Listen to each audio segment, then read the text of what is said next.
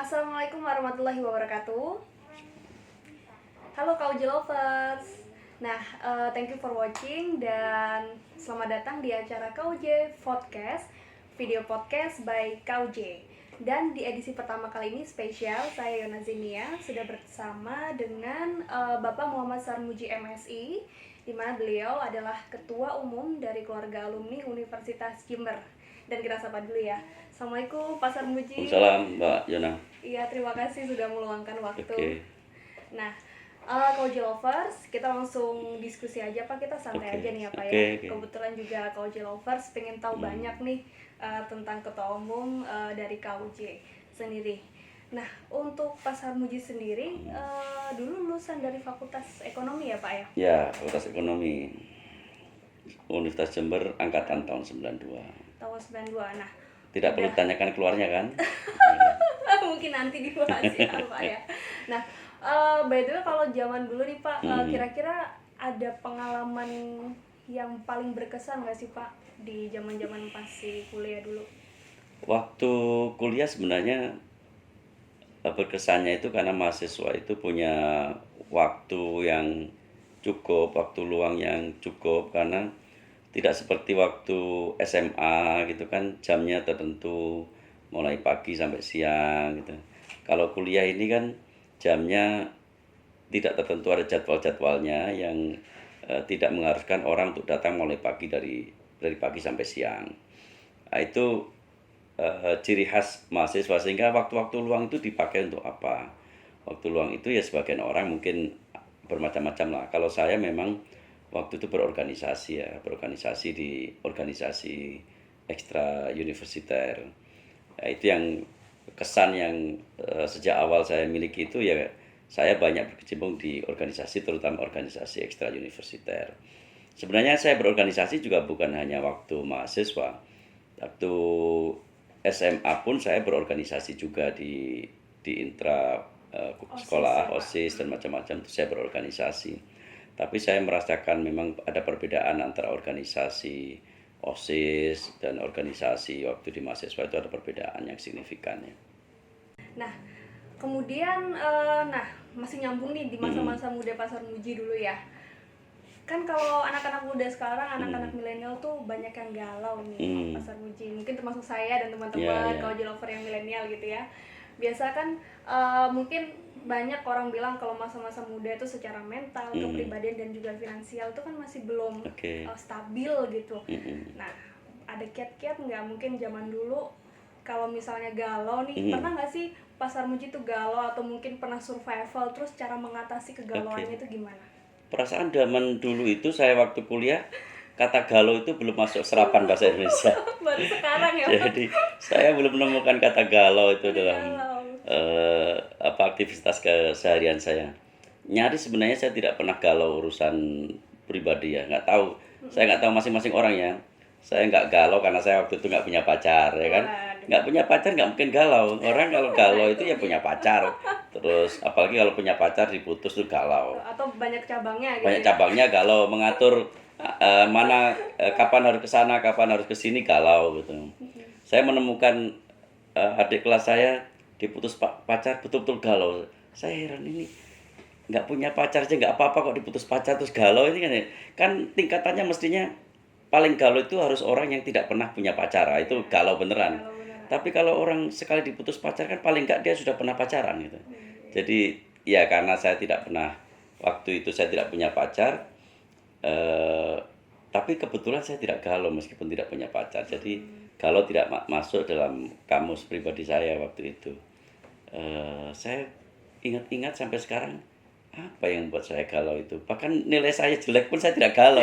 Jadi memang daya tahan terhadap kegalauan itu saya tinggi gitu. Luar biasa.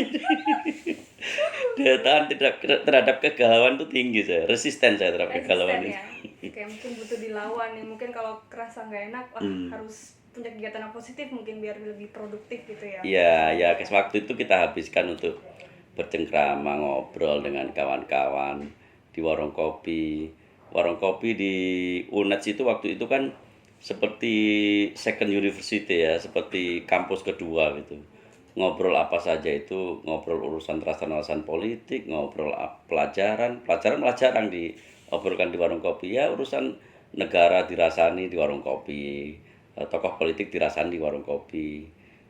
Antara bayar kopinya sama lamanya ngopi itu nggak imbang itu.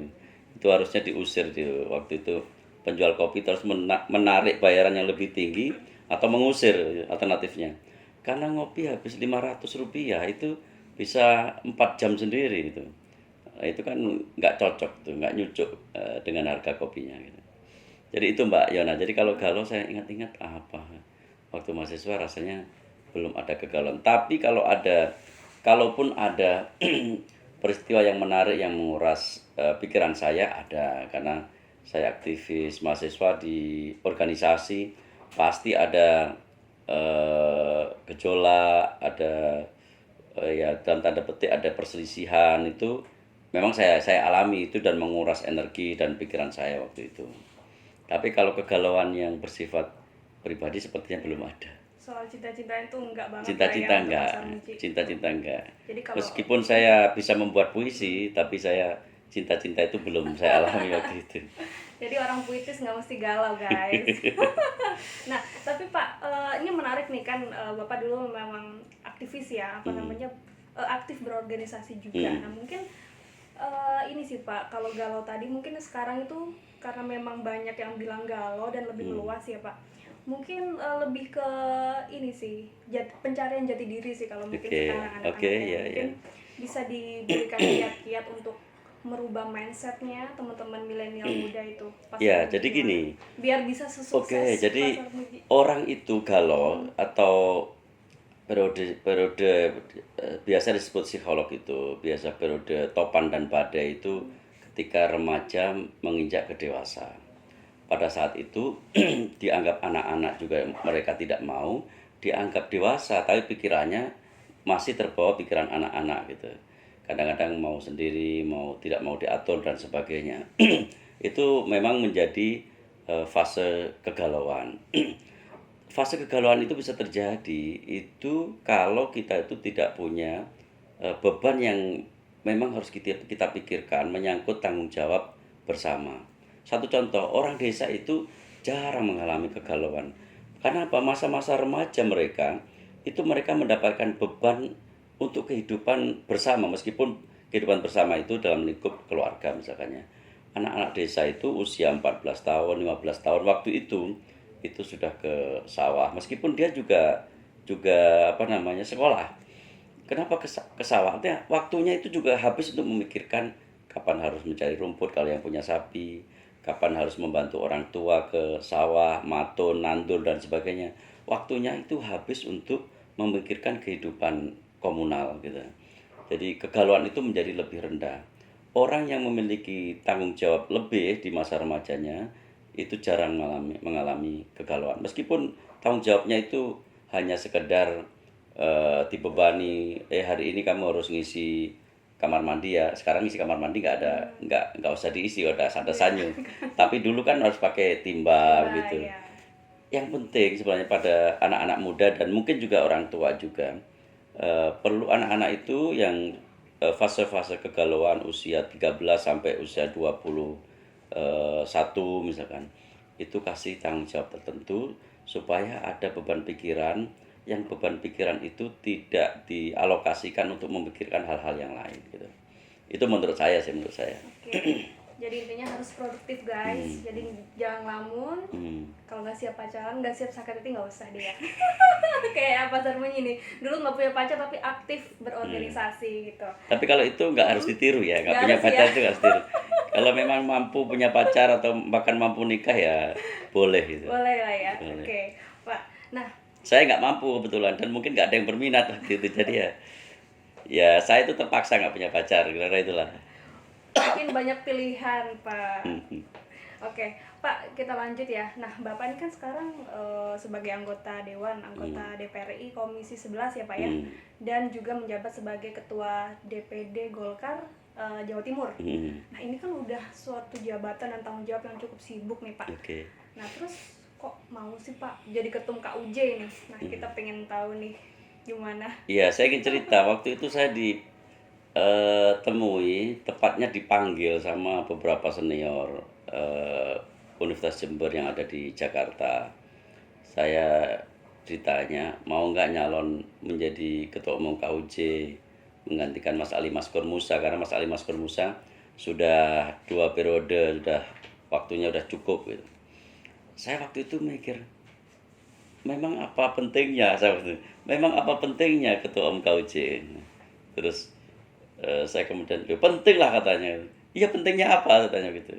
Ya, saya sih sebenarnya waktu itu tidak mendapatkan jawaban pentingnya itu apa. Tapi akhirnya saya pikir-pikir, ya kalau saya bisa memberikan manfaat untuk KUJ dan untuk Universitas Jember, ya sudahlah. Saya akhirnya nurut sama senior untuk maju menjadi calon ketua umum di Munas KUJ di Malang waktu itu. Jadi awalnya memang saya tidak pernah punya rencana, tidak punya keinginan, bahkan sudah dikasih tahu suruh nyalon saja saya masih bertanya, memang penting ya jadi ketua umum KUJ? Itu pertanyaan saya waktu itu gitu. Ya mudah-mudahan keberadaan saya sebagai ketua umum KUJ ini mudah-mudahan ada manfaatnya. Mudah-mudahan. Ya, amin. Kita pasti berdoa dan yang pasti kita pasti support lah Pak. Ya. Pasar Muji sebagai ketua umum KUJ, dan semoga teman-teman semua ya bisa saling berkontribusi dan apapun itu. Oke. Nah, apa kita flashback lagi ke Oke. masa kuliah, tapi sebenarnya bukan masa kuliah gini kan. Kemarin saya coba baca CV-nya Pasar Muji dan kebetulan kan masuknya di tahun 1992 dan kemudian sampai tahun 2000, which is itu 8 tahun Pak gitu. Jadi kita pengen tahu nih Pak, 8 tahun itu sibuk apa aja? Apakah full berorganisasi Iya, seperti iya. tadi? 8 tahun itu seperti 2 kali kuliah ya. 2 kali kuliah Kan kalau rata-rata sekarang. 4 tahun kan. Iya. Kuliah itu 4 tahun. Jadi kalau 8 tahun itu saya sebenarnya S2 itu. Maksudnya S2 ya, iya, maksudnya harusnya. itu bisa S1 2 kali itu harusnya. Tapi begini, saya nggak tahu itu memang perjalanan nasib orang itu nggak bisa kita perkirakan ya. Saya bahkan ada sesuatu yang menarik yang sebenarnya entah ini perlu diceritakan atau tidak. Saya waktu habis teori itu sebenarnya tidak terlalu lama. Habis teori saya proposal seperti biasanya kita proposal, kemudian ada seminar proposal kan biasanya waktu skripsi itu. Setelah itu saya tinggal agak lama terus terang. Agak lama, bahkan saya tinggal ke Jakarta. Saya udah di Jakarta. Terus balik lagi ke kampus dengan tekad memang untuk menyelesaikan skripsi saya. Saya ingat kalau nggak salah Pak Hadi Prasojo, dosen bimbing 1 saya, dosen bimbing 2 saya Pak Hadi Prasojo, dosen bimbing 1 saya itu Pak Maryoto ya, insya Allah Pak Maryoto almarhum. Saya begitu sampai Jember itu saya telepon pakai telepon koin itu. Pak Hadi, Pak Hadi Prasojo, saya Sarmuji Pak. Sarmuji siapa ya katanya? Sarmuji mahasiswa bimbingan Bapak skripsi katanya. Pak Hadi Prasojo itu susah sekali mengingat saya. Yang mana ya katanya? Yang bimbingan Bapak? Iya, yang mana? Kok saya lupa ya, kok saya nggak ingat sama sampean. Kalau sampean jadi mahasiswa bimbingan saya. Walhasil saya minta waktu ketemu. Terus ketemu Pak Hadi Prasojo. Ketemu, saya bilang saya akan meneruskan skripsi saya, Pak Hadi Prasojo. Loh, sampean sekarang di mana? Saya di Jakarta Pak. Aktivitasnya apa? Saya ceritakan aktivitas saya. Yang saya surprise sebenarnya waktu itu, Pak Hadi Prasojo itu ngomong begini, "Lu ngapain sampean balik ke Jember Mas? Udah sampean urus Jakarta aja. Sampean kirim saja disket sampean." Waktu itu masih pakai disket ini, disket yang kotak, disket kotak kecil baru lahir itu. Yang umum masih disket kotak besar, kotak yang tipis besar itu. Ngapain sampean kembali ke Jember? Sampean urus Jakarta aja, sampean kirim disket aja saya revisi. Nah, itulah saya surprise itu. Ada dosen sebaik itu saya surprise begitu. Artinya untuk ukuran waktu itu dosen seperti Pak Hadi Prasojo itu dosen yang sangat progresif. Tapi kalau saya 8 tahun itu memang banyak ceritanya. Selain saya aktif berorganisasi, tahun 97 itu ayah saya wafat. Saya dapat kabar ayah saya wafat waktu berhaji, terus saya pulang. Pulang ke rumah, ibu saya pulang habis menemani ayah berhaji. Terus waktu itu kan pasti setelah ayah wafat itu pasti kehidupan tidak seperti sebagaimana biasanya. Betul. Karena ayah saya bukan pegawai negeri yang ada pensiun, ayah saya itu petani. Meskipun tambak saya cukup luas sebenarnya, tapi bagaimanapun itu agak mengganggu ininya. Saya di samping beraktivitas kuliah terus aktif organisasi, saya juga bekerja ya, bekerja waktu itu di, sekarang nggak ada lagi, International Business School. Dulu International Business School itu saya dirikan bersama kawan saya namanya Mas Hadi, alumni FKIP Bahasa Inggris almarhum kebetulan sekarang. Saya mendirikan International Business School. Saya menjadi manajer litbang dan pemasaran. Lalu dalam setahun itu International Business School itu menerima mahasiswa yang cukup banyak, bahkan melebihi lembaga yang sudah eksis terbesar di Jember waktu itu. Jadi International Business School karena konsepnya bagus, pemasarannya juga bagus, kita keliling ke kampus-kampus sekitar SMA di sekitar Jember sampai Bondowoso, Situbondo bahkan kita berikan brosur, dan ternyata sambutannya luar biasa. Mereka mendaftar dalam jumlah yang cukup banyak. Akhirnya saya kuliah sambil menjadi manajer International Business School, litbang dan pemasaran. Dari situ berkembang lagi saya menjadi penyiar radio. Penyiar radio, bukan penyiar radio, apa? Moderator radio untuk acara bisnis talk atau apa? Sampurna bisnis talk, saya lupa.